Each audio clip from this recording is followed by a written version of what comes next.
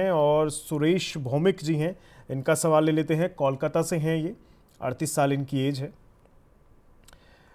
देखिए क्या कुछ लिख रहे हैं, please verify my mutual fund portfolio, suggest either I should continue or should make any change. Okay, time horizon 20 साल का लेके चल रहे हैं, SIP अमाउंट 12,000 रुपये महीना का है। साथ ही साथ लिख रहे हैं I will step up my SIP 10% every year, can I build 5 crore. Okay, इस टाइम होराइजन में मतलब अगले 20 साल के अंदर ये 10% स्टेपअप के साथ 5 करोड़ बना पाते हैं या नहीं, ये हम सर के ज़रिए समझेंगे, लेकिन पहले इनका पोर्टफोलियो देख लेते हैं। पोर्टफोलियो में एडलवाइस मिड कैप फंड है, 3,000 रुपये महीना लगा रहे हैं। HDFC फ्लेक्सी कैप फंड है, 3,000 रुपये महीना इसमें लगा रहे हैं। Nippon India multi asset allocation fund है, 3,000 रुपये इसमें लगा रहे हैं। बंधन स्मॉल कैप फंड है, 1,500 रुपये महीना इसमें लगा रहे हैं। और the last Nippon India small cap fund है, 1,500 रुपये महीना इसमें लगा रहे हैं। 12,000 रुपये महीने की SIP बनती है। सर क्या लग रहा है, 12,000 रुपये महीने की SIP से प्लस 10% स्टेपअप 5 करोड़ पॉसिबल है 20 साल के टाइम होराइजन में, और कोई बदलाव की ज़रूरत लग रही है इसमें? नमस्कार भौमिक जी, मेरे हिसाब से 12,000 का SIP, 20 साल का investment horizon with 10% step up और 13% का रिटर्न अगर हम एक्सपेक्टेशन रखते हैं तो हमारे अनुसार आप 2.5 करोड़ तक पहुंचेंगे एज अगेंस्ट योर लक्ष्य ऑफ 5 करोड़। तो मैं आपको एक रिकमेंड करूंगा कि आपका जो 10% का जो स्टेप अप है, अगर आप सेम इन्वेस्टमेंट होराइजन रखेंगे तो उसको 19% कर दीजिए, तो आप 5 करोड़ 30 लाख तक पहुंच सकते हैं। अगेन जब मैं आपके फंड्स का एलोकेशन देखता हूं एंड मैं जो रिकमेंड कर रहा हूं, मेरे हिसाब से आप लार्ज कैप में अंडर एलोकेटेड है बाय अबाउट 10%, मिड कैप में 7% से ओवर एलोकेटेड है एंड स्मॉल कैप में 4% से ओवर एलोकेटेड है। इसको रीबैलेंस कर लीजिए। कमिंग टू द फंड्स जो आप रखे हैं, उसमें से मैं आपको Edelweiss mid cap and Nippon India multi asset allocation fund से एग्जिट का रिकमेंडेशन दूंगा।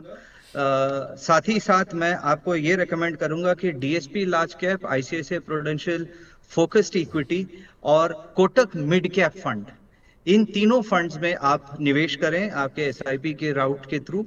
एंड अगर 19% का आप स्टेप अप रख लेंगे तो आपकी जो लक्ष्य है 5 करोड़ की 20 साल में, वो बिल्कुल बनेगा। ओके, तो भौमिक जी, अभी तो आप जो ये 5 करोड़ का है वो थोड़ा क्लियरली नहीं हो पा रहा है, लेकिन उसे अगर पूरा करना है तो जैसा कि सर कह रहे हैं 19% आपको ये 10% की जगह 19% स्टेप अप करना होगा। और कुछ बदलाव सर ने सुझाए हैं, आपके जो 5 फंड हैं उसमें वो आप एक बार विचार कर सकते हैं उस पर, और उस हिसाब से आगे बढ़ेंगे तो डेफिनेटली आपका पोर्टफोलियो और बेहतर दिशा की तरफ बढ़ने लगेगा। अगले सवाल की ओर बढ़ते हैं और नरेंद्र प्रसाद जी का सवाल ले लेते हैं। 32 साल इनकी एज है। पोर्टफोलियो देख लेते हैं क्या कुछ है इनके पोर्टफोलियो में। एडलवाइस मिड कैप 1,000 रुपये महीना लगा रहे हैं। पराग पारिक फ्लेक्सी कैप 1,000 रुपये महीना इसमें लगा रहे हैं। क्वांट स्मॉल कैप 1,000 रुपये महीना इसमें लगा रहे हैं। Bank of India small cap 1,000 रुपये महीना इसमें लगा रहे हैं।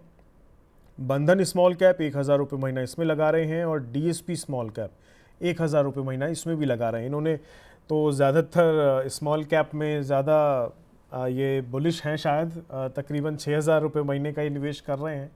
तो sir over to you. Narendra ji ने हालांकि कोई ख़ास बड़ा सवाल अपना मेंशन इसमें नहीं किया है, बट स्टिल पोर्टफोलियो कैसा लग रहा है, और 6,000 रुपये महीने की सिप के अकॉर्डिंग ये कोई बदलाव इनके लिए आप बताना चाहें?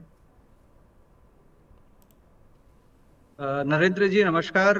जरूर, मेरे हिसाब से कुछ चीजें जो मैं आपको बताऊंगा। पहला है कि आपका जो करंट इन्वेस्टमेंट है उसको अगर मैं आज से 10 साल के बाद इसका अगर मैं मूल्य देखूंगा 13% के ग्रोथ के हिसाब से, तो आपका 14 लाख हो जाएगा। मैं एक रिकमेंडेशन जरूर दूंगा कि आपको स्टेप अप SIP कर लेना चाहिए, एक 15% का, ताकि आप आज से 10 साल बाद जो 14 लाख है वो 25 लाख हो।